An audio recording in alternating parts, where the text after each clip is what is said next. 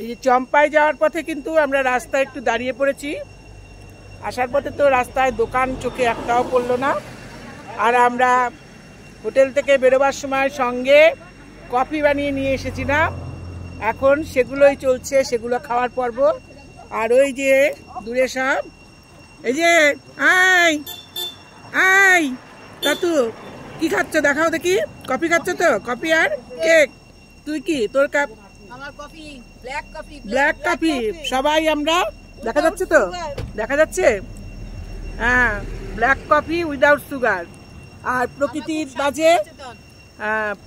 মাঝে প্রকৃতির কোলে বসে বসে এটা একটা দারুণ কিন্তু এনজয়, খুবই ভালো লাগছে, অপূর্ব। এইভাবে ঘুরতে ঘুরতে প্রকৃতির কোলে বসে যদি এক কাপ কফি পাওয়া যায়, দারুণ মজা। এই যে চম্পায় যাওয়ার পথে এখানে বসে আমাদের একটু প্রকৃতি দেখাও হলো। এ দেখো পাহাড় শ্রেণীর মাঝখানে কি অপূর্ব রেইনবো দেখা দিচ্ছে, অসম্ভব সুন্দর লাগছে এই দৃশ্য। জায়গাটায় দেখো কি সুন্দর, দেখো রেইনবো, দেখো অপূর্ব সুন্দর, দেখো পাহাড়ের মাঝখান দিয়ে দেখো রেইনবো, অপূর্ব। বাহ বাহ, অপূর্ব অপূর্ব। এই দেখো রেইনবো, দেখো এই দেখো কি অবস্থা, রাস্তার অবস্থা চম্পাই যাওয়া। এই থ্যানজলের আমরা এই হোটেলটাতে ছিলাম। হোটেলটা মোটামুটি ঠিকই ছিল। এই যে তোমরা চাইলে আসতে পারো। এই দেখো আমরা এখন এখান থেকে রওনা দিয়ে যাব হলো চম্পাইতে। থেনজল থেকে চম্পাইয়ের দূরত্ব বেশ অনেকটাই, 154 কিলোমিটার দেখাচ্ছে এখান থেকে। কিন্তু আমরা যখন আইজল থেকে এসেছিলাম তখন ওখানে 212 কিলোমিটার দেখাচ্ছিল। এখন দেখা যাক, অন্ততপক্ষে 5-6 ঘন্টা লাগবে। আর এই দেখো এখানকার পাহাড় কেটে কেটে, এই দেখো পাহাড় কেটে কেটে কিন্তু বিল্ডিংগুলো তৈরি হয়েছে। এই দেখো, দেখতে পাচ্ছ কি? আমাদের যে হোটেলটা ছিলাম সেখানেও কিন্তু এই পাহাড় কেটে কেটে, এই দেখো এই যে এই হোটেলটা আমরা ছিলাম, এই যে পাশে দেখো পাহাড়, এই পাহাড় কেটে কেটে কিন্তু এই বিল্ডিংটা কিন্তু তৈরি হয়েছে। হোটেল ডে লাইট, গুগলে সার্চ করলেই পেয়ে যাবে। এই দেখো হোটেল ডে লাইটের ফোন নাম্বার কিন্তু এখানে রয়েছে, তোমরা গুগলে সার্চ করলে অবশ্য পেয়ে যাবে। হোটেলটা কিন্তু মোটামুটি ভালোই, খারাপ না, নতুন তৈরি হয়েছে। আমাদের বাথরুমটা যদিও দেখলাম ইনকমপ্লিট, আর যে দুটো বাথরুম ছিল সেগুলো মোটামুটি ভালোই ছিল, খারাপ ছিল না। শুধু আমাদেরটাতেই একটু সমস্যা ছিল, মোটামুটি ভালোই চলে যায়। এই যে আমরা কিন্তু রেডি, আমরা এখন রওনা দেবো চম্পাইয়ের পথে। আমাদের মালপত্র কেরিয়ারে উঠছে, মোটামুটি রেডি হয়ে গেছে। আমরা এই 5 মিনিটের মধ্যে বেরিয়ে যাব। এখন ঘুরিতে বাজে 8:40। আমরা 8:45-এ এখান থেকে চম্পাইয়ের উদ্দেশ্যে রওনা দেব। আর পথে সম্ভবত একটা বাম্বু মিউজিয়াম সম্ভবত পড়বে, সেখানে ঢুকবো। দেখা যাক কত করে সেখানে পৌঁছাই, আর চম্পাই পৌঁছাতেই বা কতটা সময় লাগে, তারপর আবার তোমাদের সঙ্গে দেখা হচ্ছে। আমাদের পথে যাবার সময় কিন্তু মিজো হেরিটেজ ভিলেজ পড়বে। এখন দেখা যাক যাওয়া হয় কিনা, কারণ অনেকটা জার্নি করতে হবে আমাদের। এখন রাস্তায় এখন দাঁড়াবো কিনা দেখা যাক, যদি যেতে পারি যাব, আর না হলে ডাইরেক্ট চলে যাব হচ্ছে চম্পাই। 8:45 আমরা রওনা দিলাম থেনজল থেকে চম্পাইয়ের উদ্দেশ্যে। দেখি কতক্ষণ লাগে পৌঁছাতে। এই থেনজল থেকে চম্পাই যাওয়ার পথে পাহাড়ি সিন।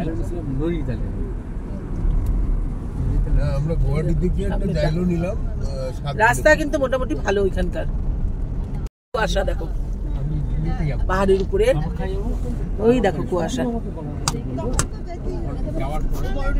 দেখো চারিদিকে, দেখো ঘন সবুজ গাছ। 9টাতেই মনে হচ্ছে অন্ধকার অন্ধকার সবই। দেখো রোদ্রু আছে কিন্তু তাও জায়গায় জায়গায় একেবারে অন্ধকার। দেখো 9টার সময় দেখো অন্ধকার অন্ধকার। হ্যাঁ হ্যাঁ, চলো চলো চলো চলো আগাও।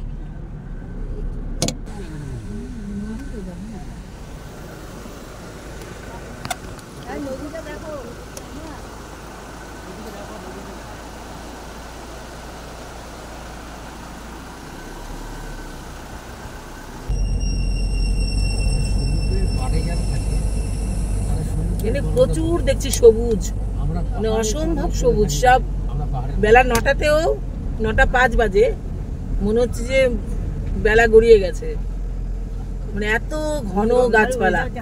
মিজোরামের এই সৌন্দর্য কিন্তু এতদিন অধরা ছিল, কারণ যানবাহনের সমস্যার জন্য। ঘরের বেশ কাছেই অথচ কত যেন দূরের, সেই দূরত্ব এবার ঘুচিয়ে বেরিয়ে আসুন মিজোরাম। অনিন্দ্য সুন্দর প্রকৃতি আপনার হাতের নাগালে, ঘরের বেশ কাছেই অথচ কত যেন দূরের। কোন জায়গায় গিয়ে যেন পেলাম না আমরা এই ছেটছিটটা, ওই যে ভিউ পয়েন্ট পেলাম না একটা ছেটছিট, ভিউ পয়েন্ট যাওয়ার সময়। এটা কি ছেটছিট? আচ্ছা আচ্ছা, ছেটছিট ডিস্ট্রিক্ট। আচ্ছা, যাওয়ার সময় আমরা একটা ভিউ পয়েন্ট পেয়েছিলাম ছেটছিট ডিস্ট্রিক্টে। আমরা এখন একটা লোকালয়ের মধ্যে ঢুকেছি, এটা মিজোরামেরই একটা ডিস্ট্রিক্ট টাউন। আরেকটু এগিয়ে যেতেই নজরে এলো নিপিউ শহর, আর আমাদের ড্রাইভার বলল যে এই নিপিউয়ের অর্থ নাকি জনতা।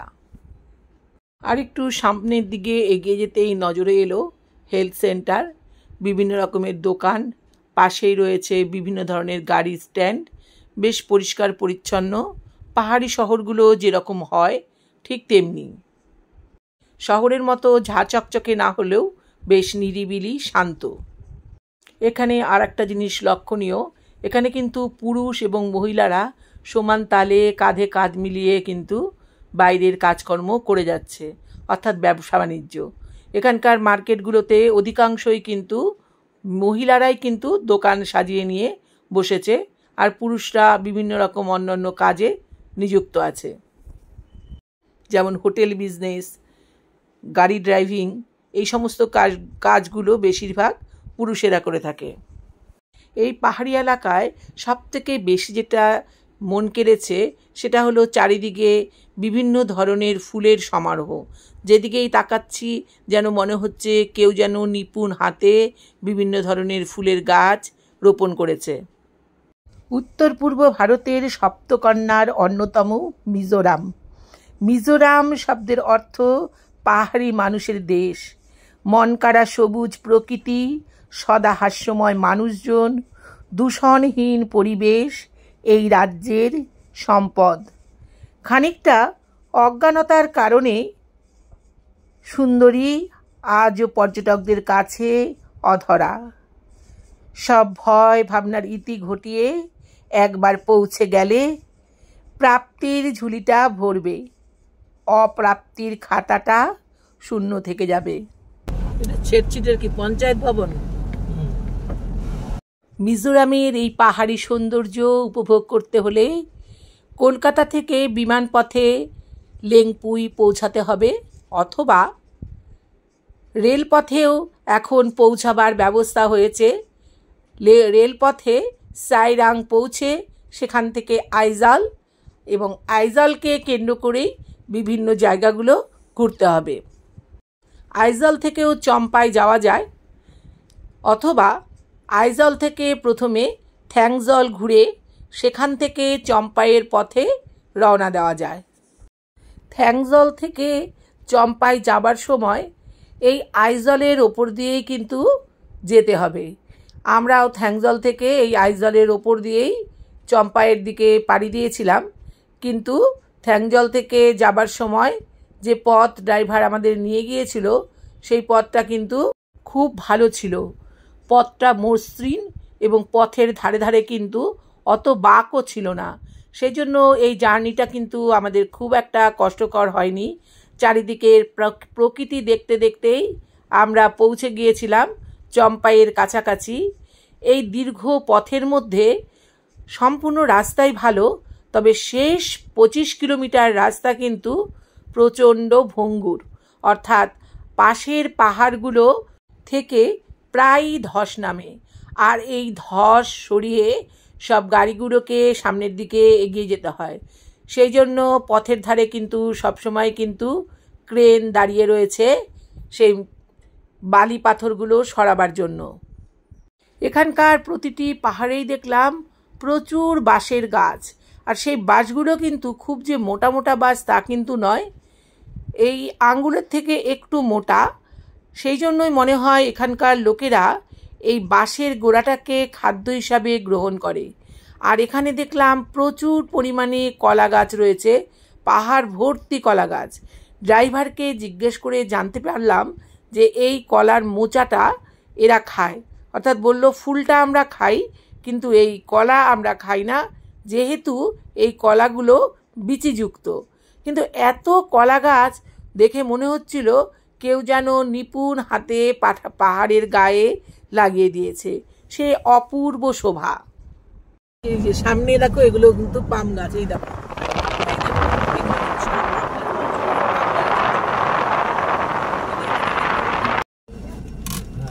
এটা জায়গাটার নাম কি? এখানে এটা ছিমছিপ। আচ্ছা, ছিমছিপ ডিস্ট্রিক্ট। ওটা ডিস্ট্রিক্ট নয়, এটাও একটা শহর। আইজলে ভ্রমণের আজকে আমাদের ৪র্থতম দিন। পাহাড়ের কোল ঘেঁষে যখন গাড়ি এগিয়ে যায় তখন মনে হয় যে আকাশের মেঘগুলোকে যেন হাত দিয়ে ধরা যাবে। এত সুন্দর তাদের সৌন্দর্য, মনে হয় যেন আকাশের থেকে অনেকটা নিচে এরা নেমে এসেছে, যে কোনো সময় যেন হাত দিয়ে ধরা যাবে। এখানকার কিন্তু ওয়েদারটা এইরকমই, কখনো ছিপছিপ করে একটু বৃষ্টি নামছে, আবার একটু পরেই ৫-৭-১০ মিনিট পরেই আবার বৃষ্টি নেই, খটখটে রোদ উঠে পড়েছে। এই যে চম্পায় যাওয়ার পথে কিন্তু আমরা রাস্তায় একটু দাঁড়িয়ে পড়েছি। আসার পথে তো রাস্তায় দোকান চোখে একটাও পড়লো না। আর আমরা হোটেল থেকে বেরোবার সময় সঙ্গে কফি বানিয়ে নিয়ে এসেছিলাম, এখন সেগুলোই চলছে, সেগুলো খাওয়ার পর্ব। আর ওই যে দূরে সব, এই যে আই আই তাতু কি খাচ্ছ দেখাও দেখি। কফি খাচ্ছ তো? কফি আর কেক। তুই কি? তোর কাপ? আমার coffee black coffee. Black coffee. সবাই আমরা, দেখা যাচ্ছে তো? দেখা যাচ্ছে? হ্যাঁ, ব্ল্যাক কফি উইদাউট সুগার। আর প্রকৃতির মাঝে প্রকৃতির কোলে বসে বসে এটা একটা দারুণ কিন্তু এনজয়, খুবই ভালো লাগছে, অপূর্ব। এইভাবে ঘুরতে ঘুরতে প্রকৃতির কোলে বসে যদি 1 কাপ কফি পাওয়া যায়, দারুণ মজা। তোমরাও কিন্তু যদি আসো, তোমরা খাবার দাবারের একটু অ্যারেঞ্জমেন্ট অবশ্যই সঙ্গে রাখবে। আস্তে আস্তে কিন্তু রাস্তার ধারে দোকান দেখলাম, মাঝে মাঝে লোকালয় রয়েছে, আবার মাঝে মাঝে অনেকটা ফাঁকা জায়গা, সুতরাং একটু খাবার অ্যারেঞ্জমেন্ট রাখা ভালো। এই যে চম্পায় যাওয়ার পথে এখানে বসে আমাদের একটু প্রকৃতি দেখাও হলো, আর একটু টিফিন সারাও হলো। দেখো, তোমাদের একটু ঘুরিয়ে চারিদিকটা দেখিয়ে দিই, খুব সুন্দর। যেখানেই যাই এত সুন্দর পাহাড়, দেখো ভীষণ সুন্দর, ভীষণই সুন্দর। এখানে বসার ব্যবস্থাও আছে, এই যে পেছনে, খুবই সুন্দর। এই দেখো,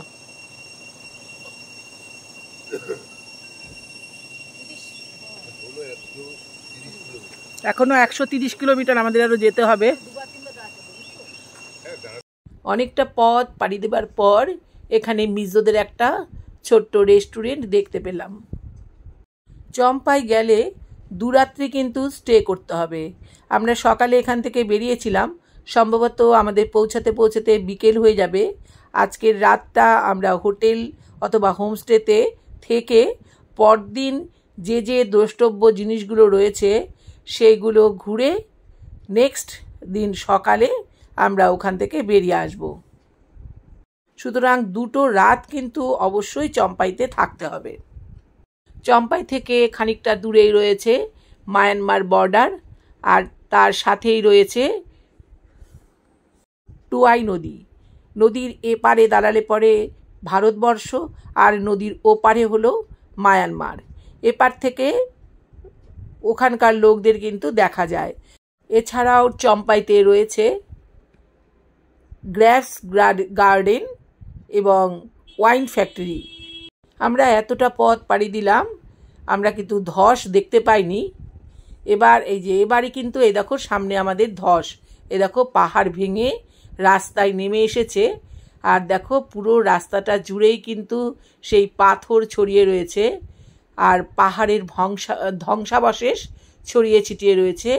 আর তার পাশ দিয়েই পাশ কাটিয়ে আমাদের গাড়িটাকে ড্রাইভার এগিয়ে নিয়ে গেল। আমরা রাস্তায় আস্তে আস্তে কফি আর কেক দিয়ে টিফিন সেরেছিলাম। তারপর রাস্তার মধ্যে কিন্তু সকলের আবার খিদে পেয়ে গিয়েছিল, তাই আমাদের স্টকে থাকা আপেল বের করা হলো এবং সেটা দিয়েই কিন্তু সাময়িক কাজ চালানোর চেষ্টা চলল। আমরা যখন আইজল থেকে থ্যাংজল গিয়েছিলাম সেই সময় রাস্তার ধারে একটা রেস্টুরেন্টে আমরা খাওয়া দাওয়া করেছিলাম। আমরা এখন সেই হোটেলের দিকেই যাচ্ছি, সেখানে আমরা খাওয়া দাওয়া সেরে তারপর আমরা আবার সামনের দিকে এগিয়ে যাব। কারণ এই রেস্টুরেন্টটা কিন্তু মোটামুটি পরিষ্কার পরিচ্ছন্ন ছিমছাম ছিল, আমাদের বেশ পছন্দ মতো ছিল। ড্রাইভার তাই সেদিকেই আমাদের গাড়ি এগিয়ে নিয়ে চললো। যে আমরা থেনজল থেকে চম্পায়ের পথে যেতে যেতে একটা ছোটোখাটো খাবার দোকান পেলাম, পাহাড়ি এলাকায় যেমন হয়। এর বাইরে দেখছি এইরকম ফ্ল্যাক্সে করে চা রাখা আছে, আর এরকম বাঁশের কাপ তৈরি করে রাখা আছে, যে উপর করে দেখো ট্রের মধ্যে রাখা রয়েছে। যার ইচ্ছা হবে সে কিন্তু এইভাবে এখান থেকে কাপ নিয়ে ঢেলে কিন্তু খেতে পারে। এই দেখো এই ধরনের। আমরা অবশ্য খাবার খাবো, কিন্তু এখানকার খাবার আমাদের ঠিক অ্যাডজাস্ট হচ্ছে না, আমরা তাই সেদ্ধ ভাত খুঁজছি। এখানে বললো যে সেদ্ধ ভাত, ডাল সেদ্ধ, আলু ভাজা পাওয়া যাবে, তাই রাস্তার ধারে কিন্তু আমরা এখানেই কিন্তু দাঁড়িয়ে পড়েছি যে আমাদের দুপুরের লাঞ্চটা এখানে করব বলে। কারণ এখানকার মানুষরা সব ধরনের খাবার খায়, আর এখানকার খাবার তেল মশলাহীন, লবণহীন, আমরা খেতে পাচ্ছি না, এই জন্যই আমাদের এই ব্যবস্থা।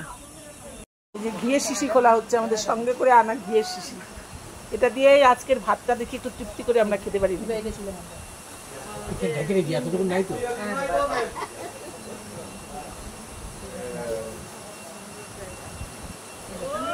বাড়ির বাইরে বেরোলে তখন বোঝা যায় যে সেদ্ধ ভাতেরও মূল্য কি, বাড়ির মধ্যে থাকলে কিন্তু বোঝা যায় না।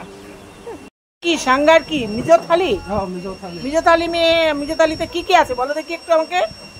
মিজো থালি হইছে এটা চিকেন আছে, এটা কুমড়ার বয়েল, কুমড়া বয়েল, আর এটা হলো স্কোয়াশ, এটা হলো কুয়াশ বয়েল, এটা ছোট বেগুন বয়েল, এটা হলো শাক চেতনি শাক, আর এটা বেগুন, এটা হলো বাই বলে।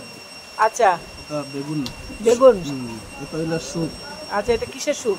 এটা এমনি ঝুলের এই এটা এটা কইতাম তিতাও আছে এটা। আচ্ছা আচ্ছা, তিতা। আচ্ছা আচ্ছা আচ্ছা আচ্ছা আচ্ছা, এটা হচ্ছে মিজো থালি। হ্যাঁ, মিজো থালি। আচ্ছা আচ্ছা, এটা একটা গ্রিন, এটা তিতা কইতাম বিনসের মতো। আচ্ছা আচ্ছা, হ্যাঁ বিনসের মতো আছে। কুয়াশি তো থাকলে আমরা নিতে পারি এখান থেকে, ওদের যদি থাকে। এই যে আমাদের সাঙ্গা কিন্তু বললো কিছু না, ওই তো এরকম।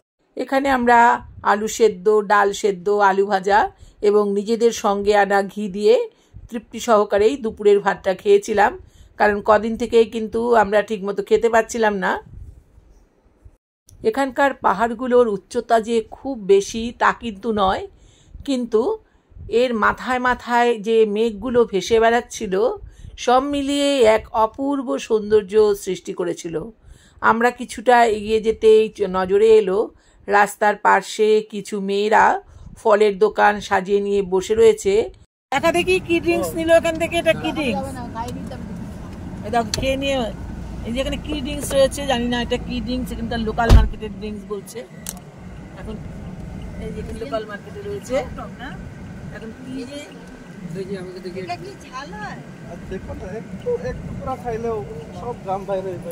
ঘাম বাড়াবে।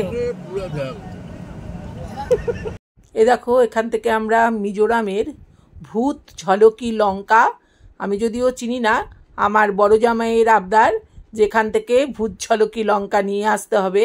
আর এই লঙ্কায় নাকি এতটাই ঝাল যে একটা লঙ্কা দিয়ে এক কড়াই মাংস রান্না করা যায়। আর এখানে যে লোকাল, ওদের লোকাল যে ফ্রুট তার জুস। এটা কি লেখা আছে ঠিক বুঝলাম না। এই যে এটা কি ফল তাও জানি না, বললো এখানকার লোকাল ফলের জুস।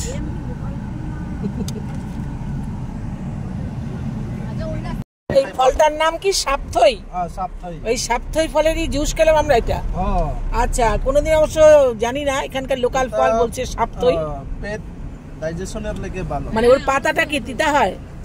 তার পাতাটা এটা সবজিও বানাই, একটু তিতা আছে।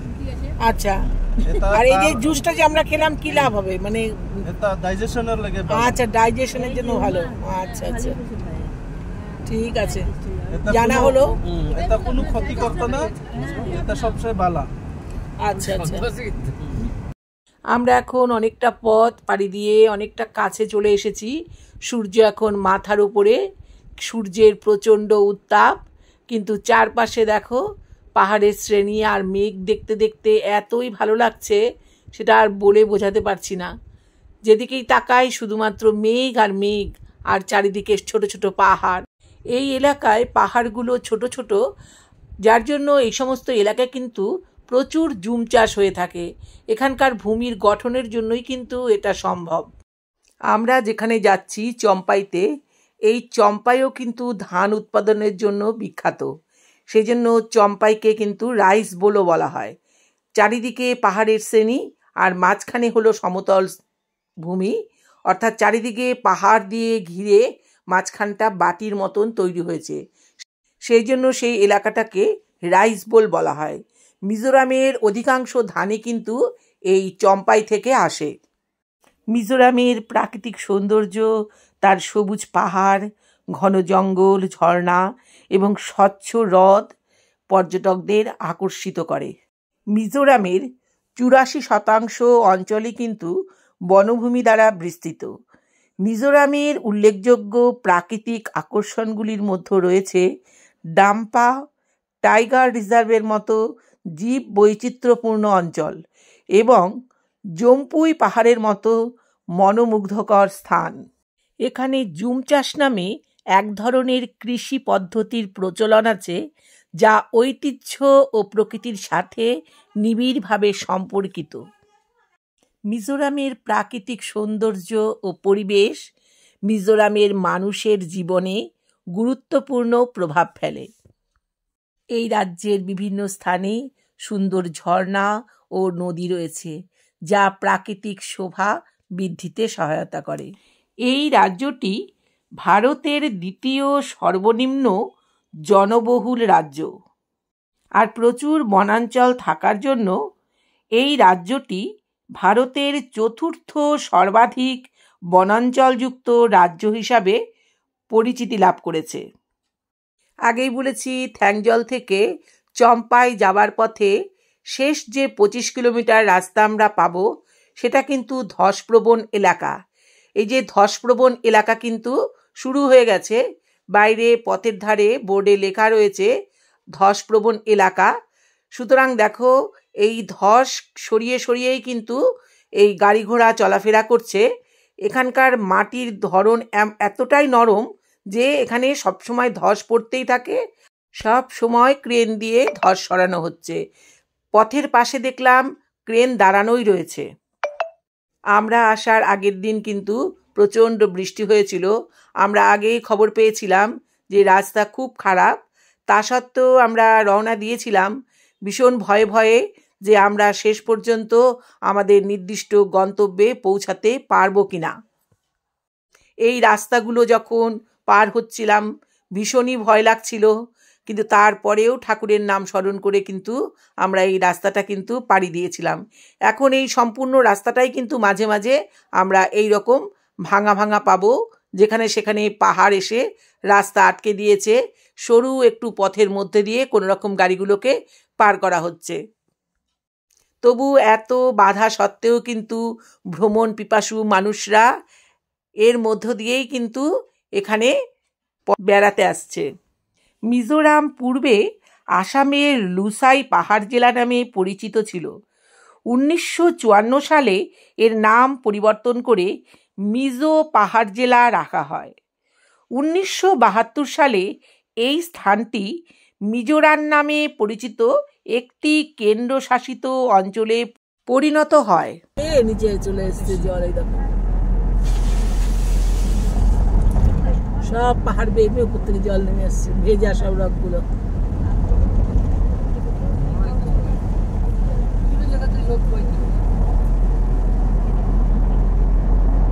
পাহাড়গুলো দেখ কেমন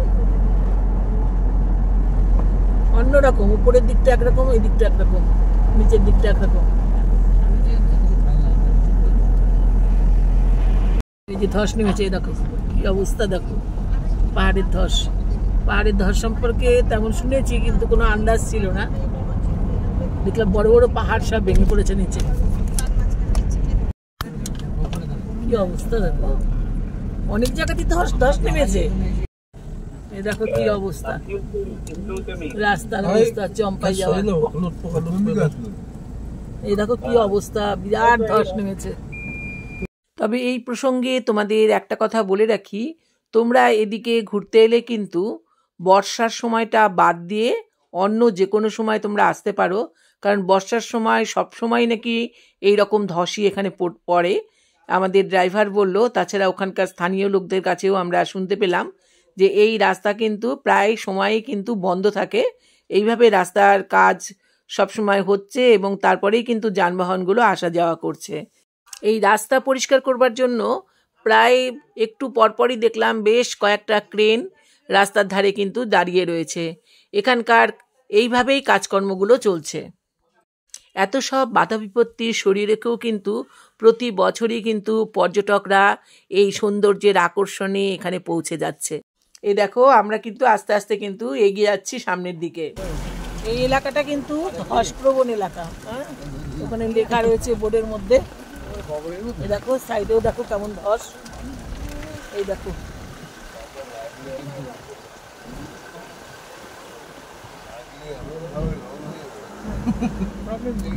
ধস দেখছি, ধস সারা রাস্তা জুড়ে ধস।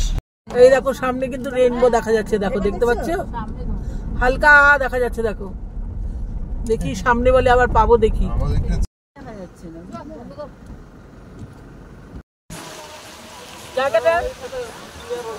জায়গাটায় দেখো কি সুন্দর, দেখো রেইনবো, দেখো অপূর্ব সুন্দর, দেখো পাহাড়ের মাঝখান দিয়ে দেখো রেইনবো, অপূর্ব, বাহ বাহ, অপূর্ব অপূর্ব। এই দেখো রেইনবো, দেখো এই জায়গাটার নাম কি বলো দেখি ভাই?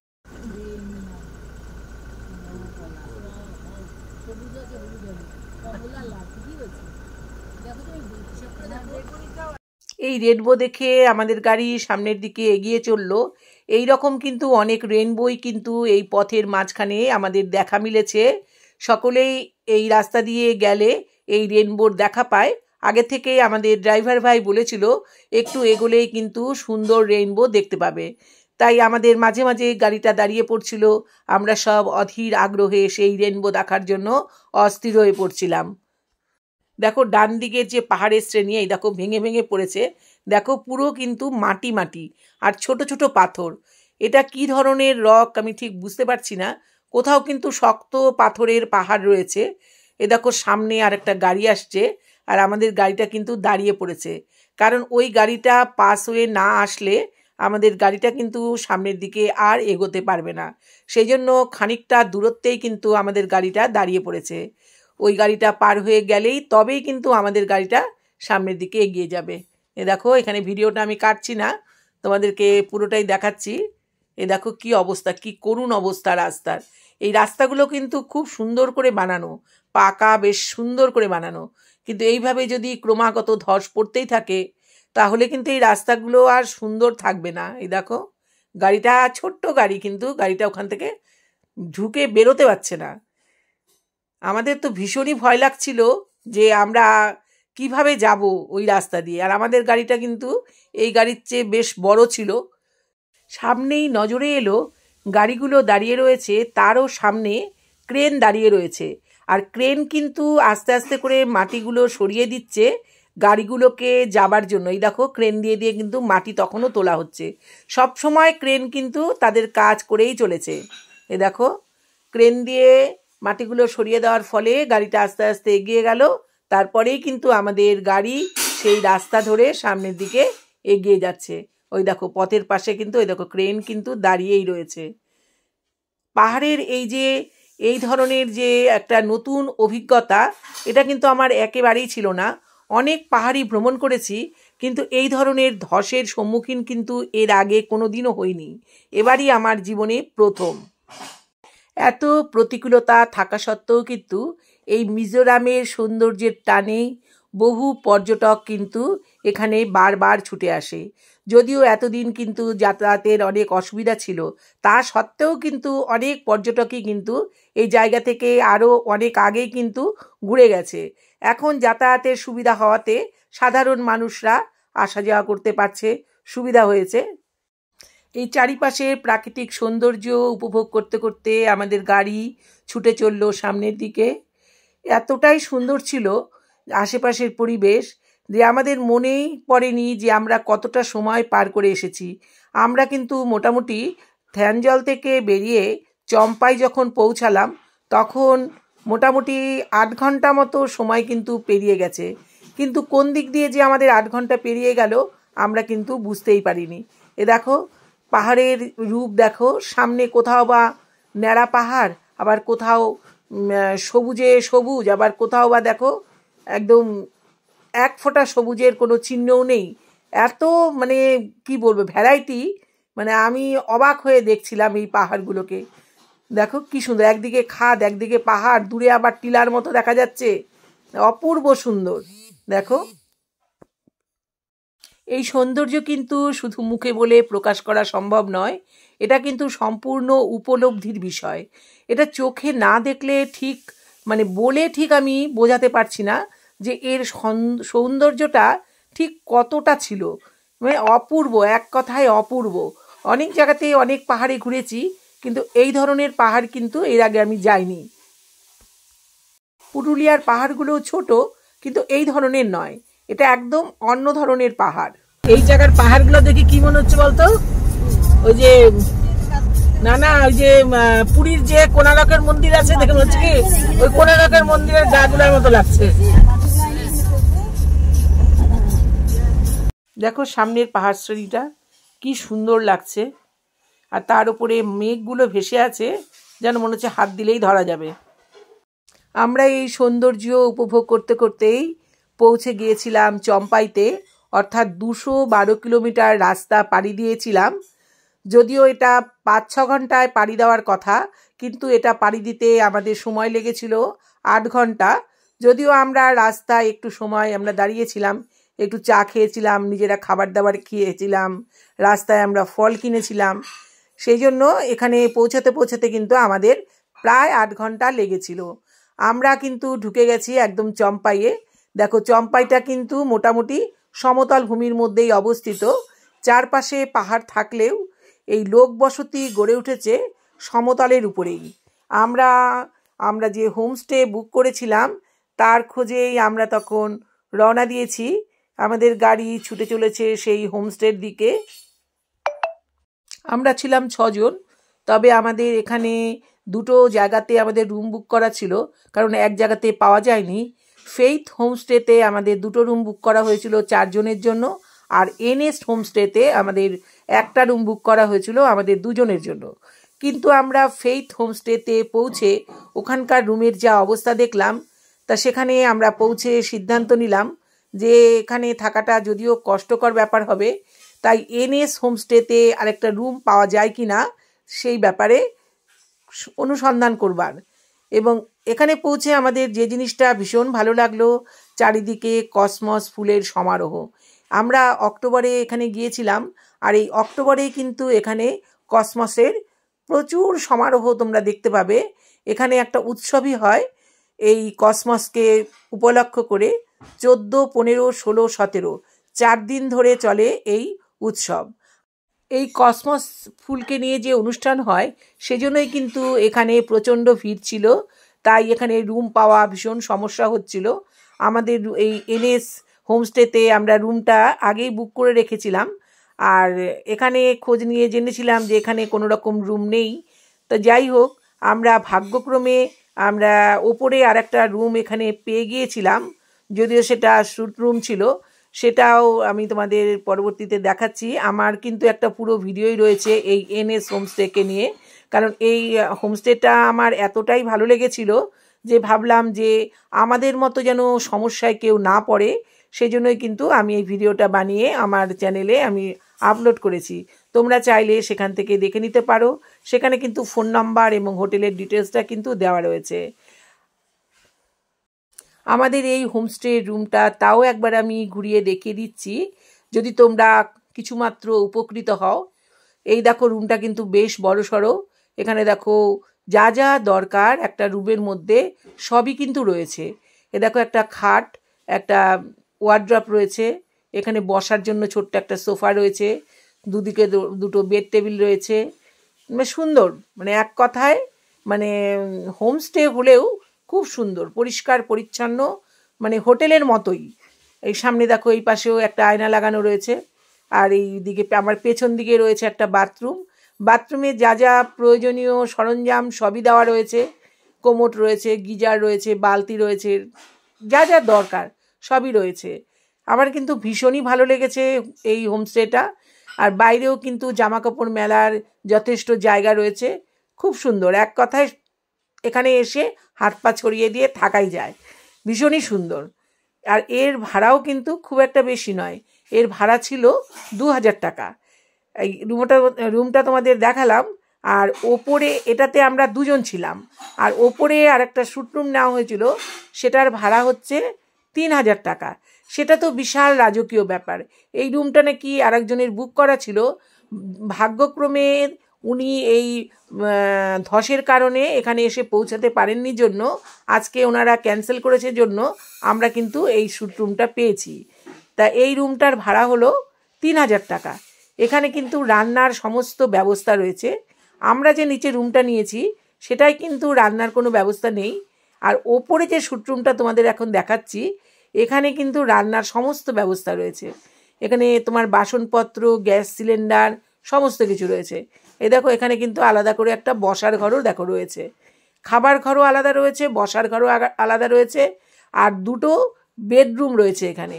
আমরা চাইলে কিন্তু এখানে 6 জনও থাকতে পারতাম, কিন্তু যেহেতু আমাদের আগে নিচের রুমটা বুক করা ছিল সেজন্য ওরা বলল যে না, ওই রুমটা আপনাদেরকে নিতেই হবে। তা তোমরা চাইলে কিন্তু 4 জনের সাথে আরও 2 জন কিন্তু এই ওপরের রুমটাতে কিন্তু থাকতে পারবে। তার জন্য তোমাদের এক্সট্রা করে এক একজনের জন্য 200 টাকা করে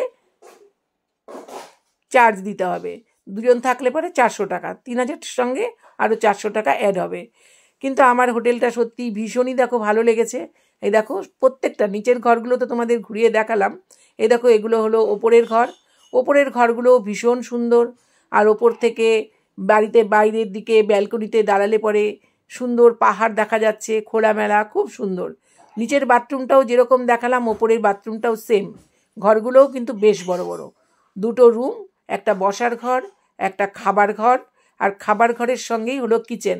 এখানে একটা মডুলার কিচেনও কিন্তু রয়েছে। আর সমস্ত বাসন কোসন মশলা সব কিছু দেওয়া ছিল, যদিও আমরা আগে দেখতে পাইনি। আমরা রান্নার জিনিসপত্র আমাদের বাজার থেকে আনানো হয়েছিল আমাদের ড্রাইভারকে দিয়ে। এই দেখো পাশে কিন্তু একটা ম্যাট রয়েছে, এখানে চাইলে 2 জন কিন্তু আরামসে কিন্তু থাকতে পারবে। ভিডিওটা অনেক বড় হয়ে গেল তোমাদের সঙ্গে সম্পূর্ণটা শেয়ার করার জন্য। তোমরা যদি উপকৃত হও আমার ভালো লাগবে। তোমরা আমার ভিডিওটা ভালো লাগলে লাইক, কমেন্ট, শেয়ার ও সাবস্ক্রাইব করে আমার সঙ্গে থেকো। আজকে এখানেই শেষ করলাম। টাটা। তোমরা ভালো থেকো, সুস্থ থেকো, আবার দেখা হবে তোমাদের সঙ্গে। আমি এই হোটেলের ফোন নাম্বার আমি ডেসক্রিপশন বক্সে দিয়ে দিচ্ছি, তোমাদের যদি প্রয়োজন হয় তোমরা অবশ্যই দেখে নিতে পারো। আর ড্রাইভারের নাম্বার অবশ্য দিয়ে কোনো লাভ নেই। এই গাড়িটা যার, সেই মালিকের নাম্বারও আমি আমার এই ডেসক্রিপশন বক্সে দিয়ে দিচ্ছি, তোমরা চাইলে সেখান থেকে দেখে নিতে পারো। দেখো এই দেখো আরেকবার তোমাদের আমাদের এই কিচেনটা দেখো ঘুরিয়ে দেখাচ্ছি। এখানে এসে কিন্তু মনেই হচ্ছিল না যে আমরা বাড়ির বাইরে রয়েছি, মনে হচ্ছিল আমরা যেন এখানে নিজেদের বাড়িতেই রয়েছি। খুব সুন্দর, একদম মানে ছড়ানো ছিটানো জায়গা। এখানে দেখো একটা ডাইনিং টেবিলও রয়েছে, 6টা চেয়ার রয়েছে, আর এই হলটার মধ্যে কিন্তু অনেকগুলো সোফা পাতা রয়েছে, 3টে সোফা সেট পাতা রয়েছে এই ডাইনিং স্পেসটার মধ্যে। আর বসার ঘরের কিন্তু 4টে, 2টো একটা ডবল আর 2টো সিঙ্গেল সোফা পাতা রয়েছে। আর ঠিক তার বাইরের দিকটাতেও কিন্তু আরও 4টে সোফা, একটা টি টেবিল বসানো রয়েছে। যাই হোক, এদের অ্যারেঞ্জমেন্ট আমার সত্যিই ভীষণই ভালো লেগেছে, সেই জন্য তোমাদের সঙ্গে না কেটে আমি সম্পূর্ণ ভিডিওটাই শেয়ার করলাম। টাটা, তোমরা ভালো থেকো, সুস্থ থেকো, আবার দেখা হবে।